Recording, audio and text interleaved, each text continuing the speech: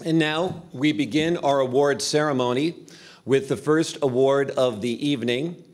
It is the Extraordinary Commitment to Public Service Award.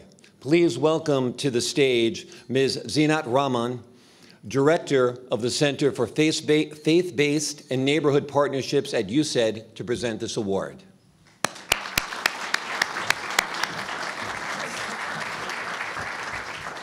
Good evening. It is my great pleasure to present the award for Extraordinary Commitment to Public Service to the Honorable Joshua Dubois, Executive Director of the White House Office of Faith-Based and Neighborhood Partnerships. Joshua Dubois is a Special Assistant to President Obama and Executive Director of the White House Office of Faith-Based and Neighborhood Partnerships. In this capacity, Joshua helps direct the Obama administration's engagement of faith-based and other nonprofit organizations around the country. One of President Obama's longest-serving aides, Joshua previously served in then-Senator Obama's legislative office, and he led religious affairs, the Religious Affairs Department for the 2008 Obama presidential campaign. Joshua is a noted expert on the intersection of religion and public life, and his work has been profiled in the New York Times, Washington Post, CNN, and many other publications. He came to the Obama world after having worked on Capitol Hill and was an associate pastor at a small church in Cambridge, Massachusetts. Joshua received his master's in public affairs from Princeton University's Woodrow Wilson School and a bachelor's degree from Boston University. Joshua was raised in Nashville, Tennessee, something I know that he's very proud of. Joshua, your dedication and support of faith communities and service through your office's important policy goals of supporting and promoting economic recovery, maternal and child health, responsible fatherhood, and of course, interfaith dialogue and cooperation have inspired all of us here tonight. And it is why the Rumi Forum is presenting you with the Award for Extraordinary Commitment to Public Service Through Faith 2011. Please leave it.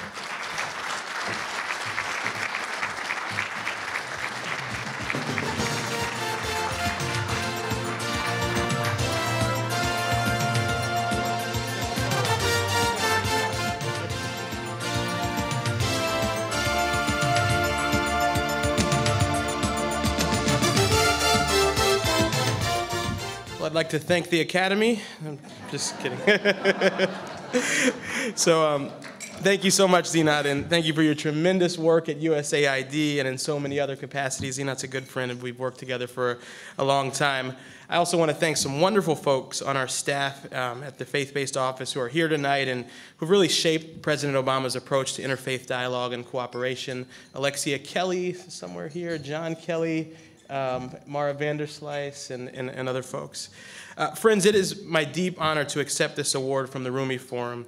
Since 1999, this forum has been at the forefront of advancing interfaith cooperation and understanding in our nation, and really around the globe as well.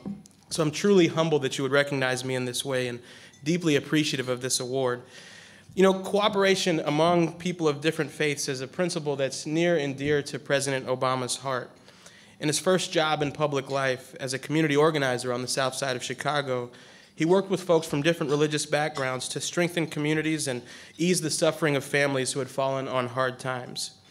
And when he entered into the presidency, the president did so acknowledging that religious diversity in our country has always been a hallmark of this nation, and he committed himself to advancing interfaith cooperation through service, however he could.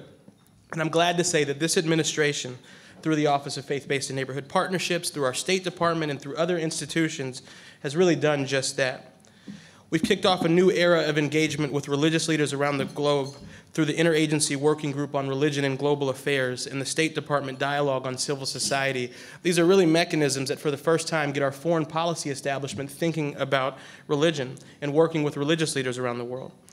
Through the President's Faith-Based Advisory Council, we've created recommendations that push our government towards encouraging interfaith cooperation.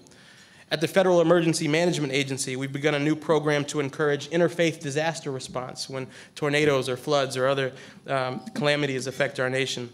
Our Secretary of Agriculture is engaging interfaith groups on hunger issues, and our faith-based office at USAID brought diverse religious groups together to respond to the earthquake in Haiti. From childhood obesity to education, foreign affairs to domestic poverty, this is an administration that truly understands at a fundamental level that our country's religious diversity is a strength and not a weakness, and that we are better when we serve together. Perhaps the best example of this mantra is the President's Interfaith and Community Service Campus Challenge. It's a fascinating program. The President sent out a call to campuses around the country to get their diverse student groups, the religious student groups, to come together around a single service project. So we have Campus Crusade for Christ and the Muslim Students Association and Hillel partnering together to advance a service goal across those religious lines, thereby impacting their communities but also learning more about one another. Hundreds of campuses and thousands of students around the country have responded to this call, and we've been truly amazed with the results of that program. We're excited to build on this work in the days ahead and really look forward to working with the Rumi Forum to advance intercultural understanding in our government, in our country, and around the world, motivated by the President's belief, as he stated in his inaugural address, that our patchwork heritage is a strength, not a weakness. We are a nation of Christians and Muslims, Jews and Hindus, and non-believers. We are shaped by every language and culture drawn from every end of this earth. Thank you again for this tremendous honor, and I wish you all the best in the days ahead. Thank you.